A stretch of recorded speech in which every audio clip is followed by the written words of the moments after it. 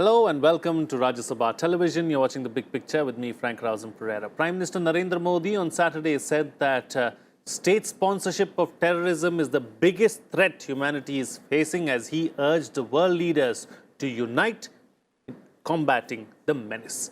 Addressing the Maldivian parliament, the Majlis, the Prime Minister added terrorism is not just a threat for a country but the entire civilization. Meanwhile, on Sunday, Prime Minister Modi met Sri Lankan President Maithripala Sirisena for the second time in 10 days and agreed that terrorism was a joint threat that needed collective and focused action. Modi was the first foreign leader to visit Sri Lanka after the dastardly terror attack of April 21st that killed over 250 people and was claimed by the Islamic State. His visit is being seen as India's affirmation of solidarity with the neighboring country in its hour of crisis.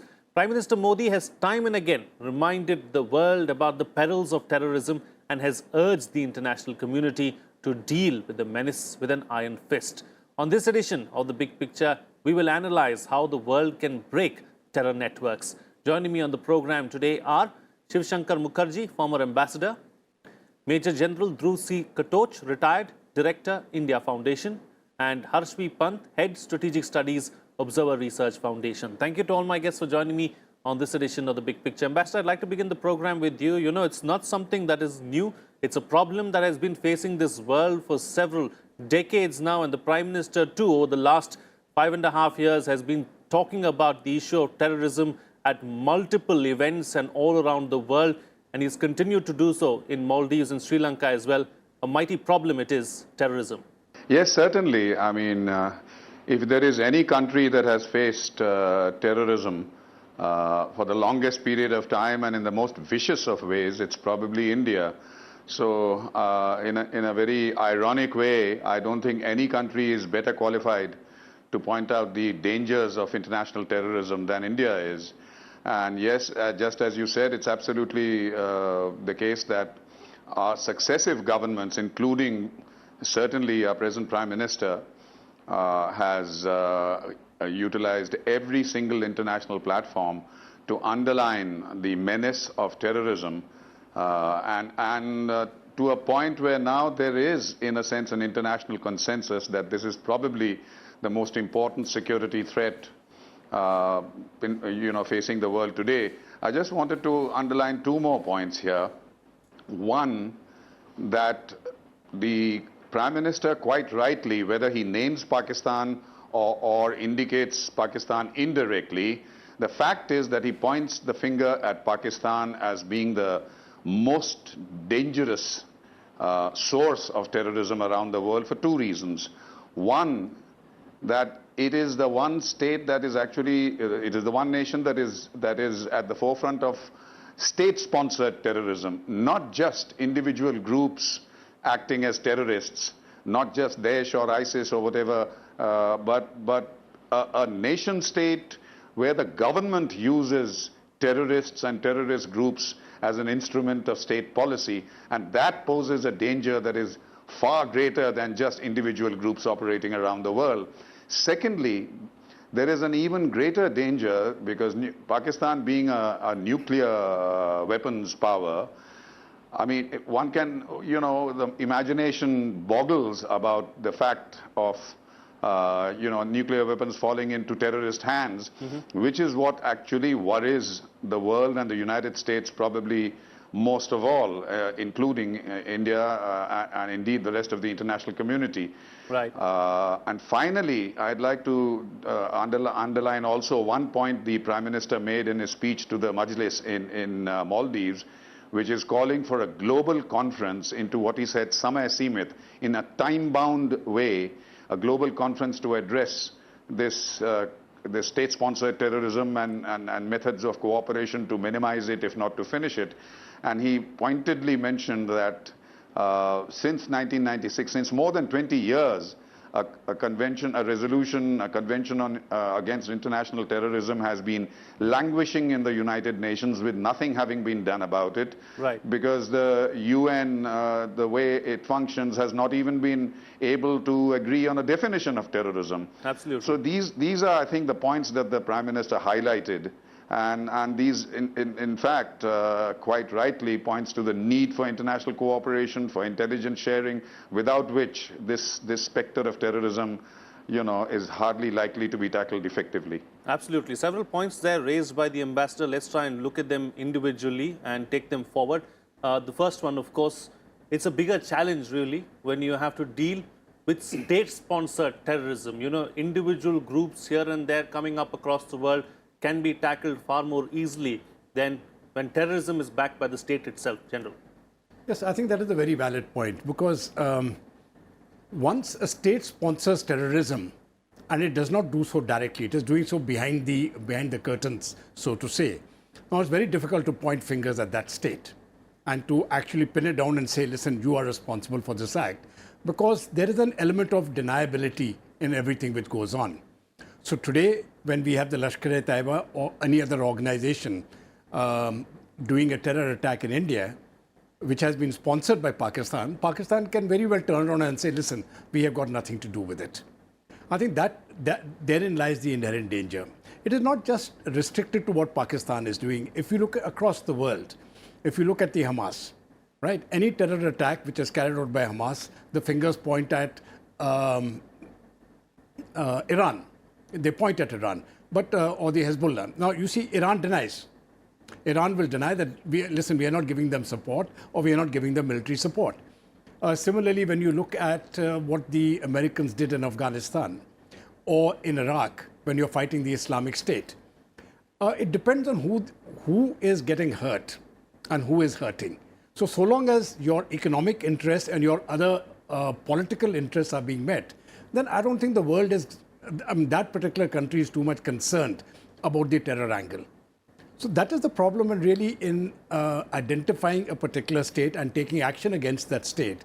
Because if you actually get into a reasonable definition, I'm afraid half the world will be actually involved in getting embroiled inside this definition.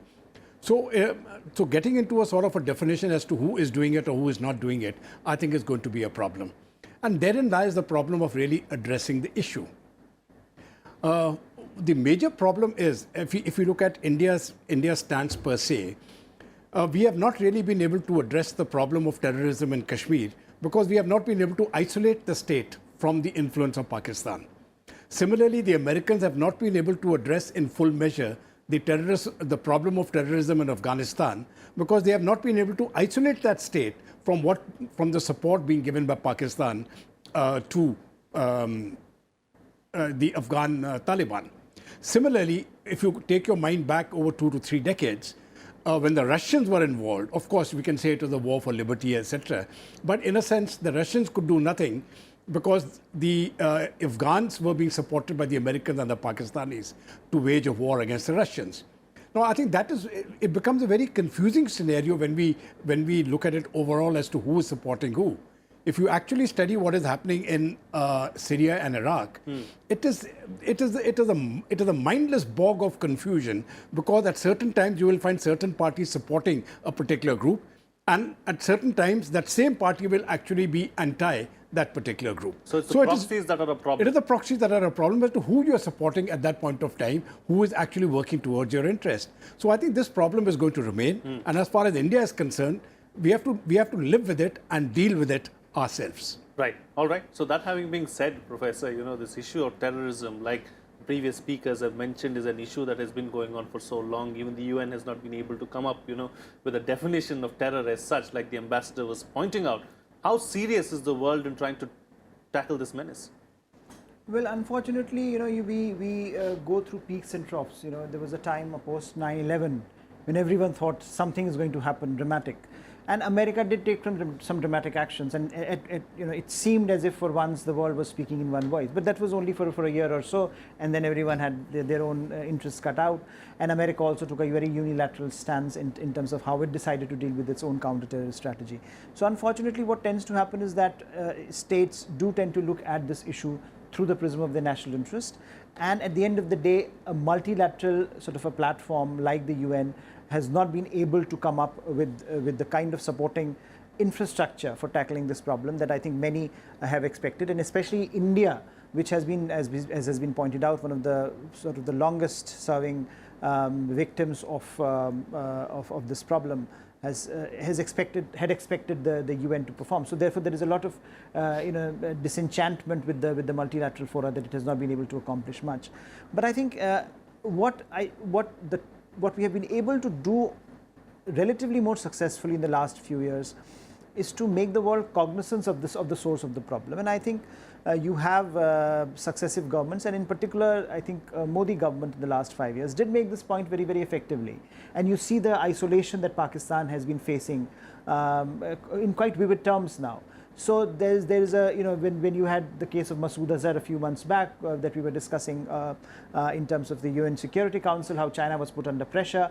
I think a lot of this anxiety in the world has to do with the fact that terrorism today seems to be a problem that almost every country is confronting in equal measure in some sense. And so there is a readiness to accept some of the issues that perhaps India was trying to bring forth in the past, but was not getting through to a lot of the countries. Today, when you have, for example, the kind of bombing that Sri Lanka is facing, there is an acceptance of this reality. When you have the situation in Afghanistan where Pakistan seems to be the perpetual problem state, I think a lot of the countries understand where India is coming from. And I think that environment has shifted, the discourse has shifted to India's advantage, and India has been able to project that sense of confidence in its own vocabulary of terrorism to a significant degree. And I think that, to me, is a larger message that is coming out, that eventually, while India can rely perhaps on countries to support its case,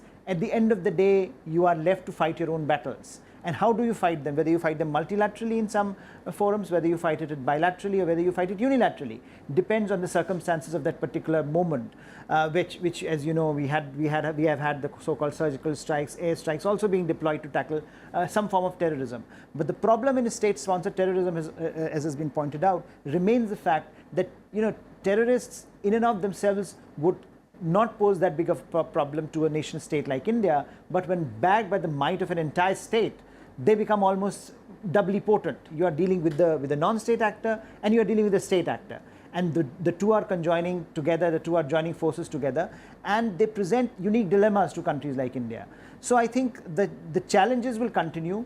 The issue for India, for policymakers, would be how do you go about it, whether you use a multilateral fora, whether you use bilateral, or whether you use unilateral measures to deal with this challenge that is only likely to grow in some ways in the coming years. And I think that was also pointed out, that if you look at the case of Sri Lanka, that was something that we were sort of living in this blissful period that, oh, LTT has been crushed, now Sri Lanka can enjoy a decade of or a moment of calm. But look how soon that has changed completely. So, Ambassador, talking about this blissful period, is the same happening with the ISIS? We've seen that, ISIS has not been able to carry out the same kind of attacks that it could a year and a half ago in Europe. We saw the French come out and speak about terrorism and say that we need to do something as far as terror is concerned. Is the world now taking a backseat as far as terror is concerned, considering what we've seen over the last 1 year? I don't think so. Frank, while it has not been hitting the headlines as much, because there haven't been those kinds of horrific incidents such as the ones that happened in Brussels and Nice. There seems to be a technical problem with your line once again. We can't really hear you at this point in time. Let me go across to the other panelists and come back to you in just a bit. General, so the same question to you. I mean, do we see the world now taking a backseat since ISIS has been thrown out of Syria, Iraq? They don't seem to pose a problem anymore there. They've shifted now to Afghanistan. We saw what they did in Sri Lanka. So is the Western world now going to be as concerned as they were about a year or two ago? You see, I'm quite convinced that if Europe is safe and America is safe, then the people in Europe and in the United States are not going to be that concerned about what happens in Asia and in Africa, where again you find horrific incidents. They keep taking place as far as terror is concerned, because they are not affected.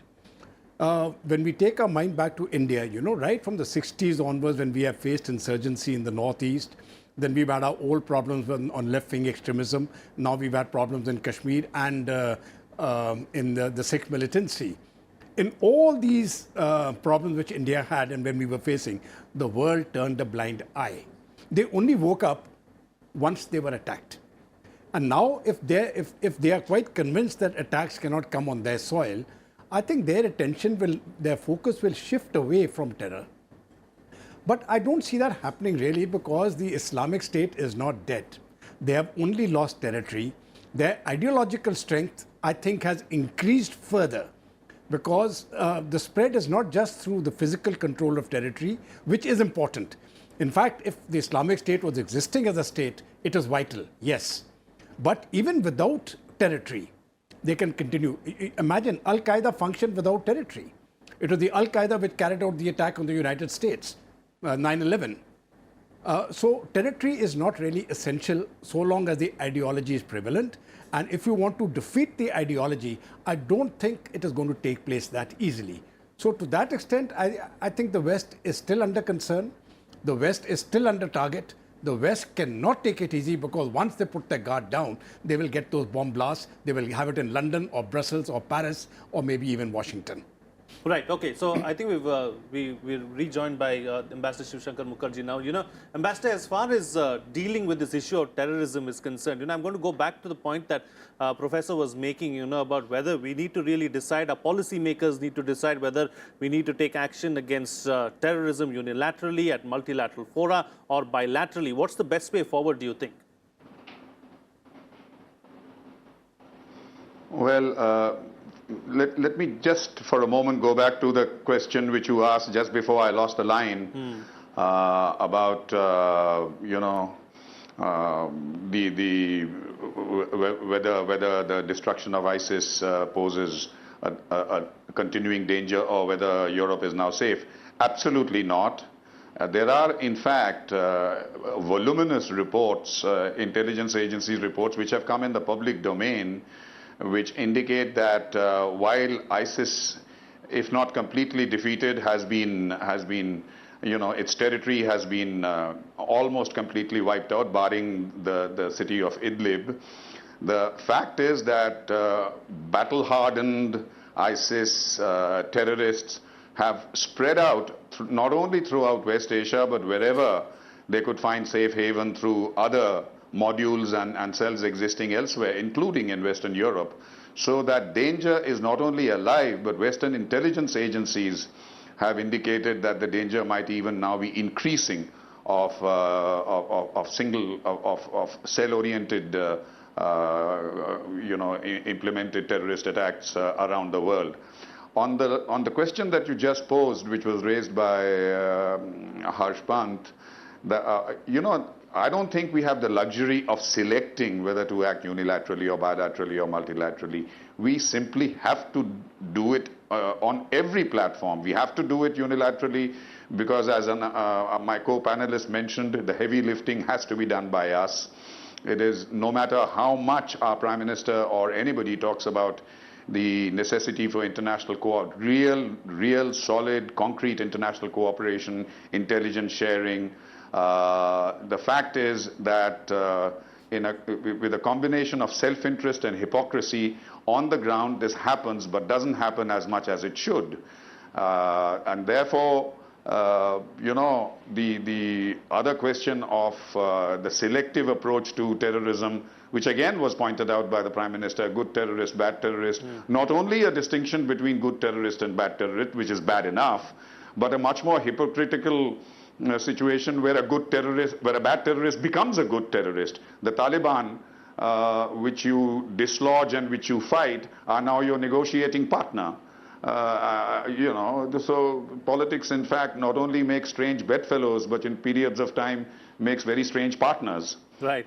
Right. So we have to focus single-mindedly on every single methodology: diplomatic pressure, resisting the terrorism on our soils from our western border, through police action, superior intelligence, and to the extent possible, sharing intelligence with other international partners. And one thing that is now getting to be a little more effective than other methods which have been usually confined to rhetoric is the Financial Action Task Force. Right. We should home in on that, because that, just today there was a report that the FATF has warned Pakistan that it will go from the grey list to the black list if it doesn't take concrete action against terrorist groups in that country. Sure. Now that is something we must follow, we must encourage, and we must make sure that until Pakistan really does everything that the FATF wants, it goes on the blacklist and faces sanctions. Absolutely. All right. So you can't just use one tactic. A multi-pronged approach should be used as far as terrorism is concerned, and we should use whatever arsenal we have in our power really to deal with terrorism, is what the ambassador is suggesting. Professor, as far as terror networks are concerned and this whole issue of terrorism itself is concerned, there have been several steps and measures that have been taken over the years, to try and deal with this problem. But yet they have not been successful to the extent that we would have liked. Why is that so? Why is it that they continue to get the money, they continue to get the arms and everything that they require? Because I think, countries also have their own self-interest in projecting some of these groups as parts of their extended diplomatic or military arm. So I think most countries, and I think this point was mentioned earlier also by General Katoch, that most countries at some point or the other have been hypocritical in their approach towards terrorism. They have deployed the so-called terror groups. For example, the moment we say someone's terrorism, someone's freedom fighter, this debate, dichotomy, I think we end up into a territory that most nations are very uncomfortable with, and therefore you find the greatest amount of resistance coming in when you ask them to define terrorism.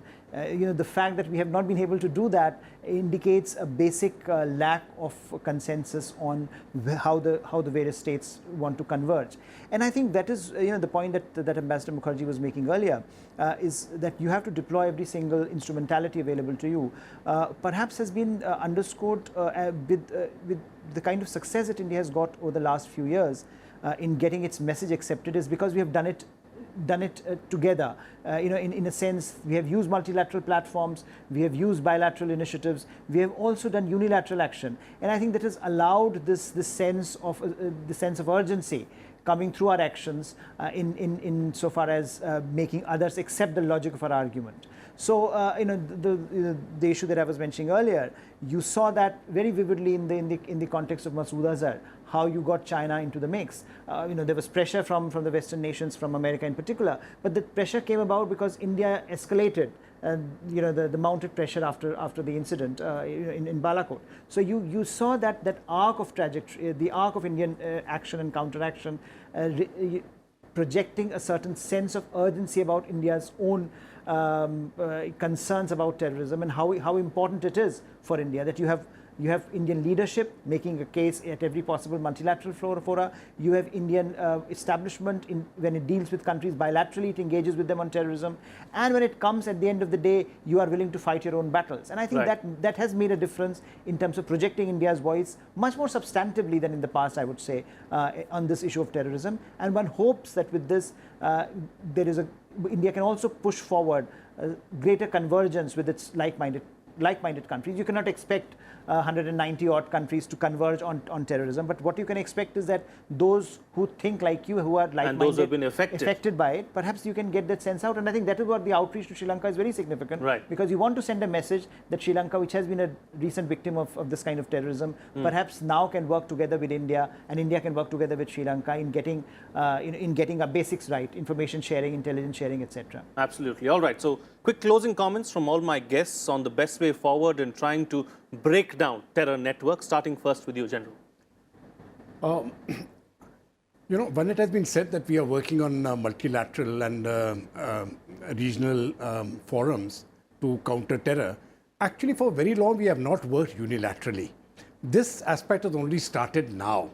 It started with the surgical strikes. Otherwise, we were very insular in our approach, and we were very defensive while dealing with Pakistan. I think that has changed, and the world has given support. So that is where I think a major shift has come in. As far as terror networks are concerned, I think what Ambassador Mukherjee mentioned and Professor Pant also mentioned, I think it is essential to control the finances. I think to get this terror network, we can address Pakistan separately as far as India is concerned, but we need to also address internally the financial networks. Putting pressure on Pakistan multilaterally on the FATF, I think, is vital. And I think this is what the Indian government is doing. But even within the state of Kashmir, Jammu and Kashmir, I think it is very important to put total control over illegal funding. Right. And it's a very difficult proposition to do. It is easier said than done. But that is where I think the thrust must lie. Absolutely. And then we can go ahead. Yes. Curtail funding is what side. you're suggesting. All right, Yes. Ambassador, your thoughts? Well, on the it is I would support that. I would support that statement completely about you know, stopping the you have to choke the financing that the terrorist groups get, because they do keep getting it. But you know, and there has been a statement for a long time in anti-terrorism circles and government that follow the money, because that leads you to really the fountainhead of terrorism, not just the state sponsors like Pakistan, but even others. It's not going to be easy. For instance, and let me name names. One of the major financial sponsors of terrorism is actually the Kingdom of Saudi Arabia, with which most countries have friendly relations, including ourselves, because the export of Wahhabism from Saudi Arabia, using lots and lots of funds, indirectly funds terrorism around the world, even if it doesn't do so directly. So this is something that needs to be kept in mind, that it is not going to be easy. For the rest of it, I think there are of course various measures that we've talked about in this panel just now. Right. But as far as India is concerned, our major concern is terrorism exported across our borders from Pakistan. But that is not the end of the story.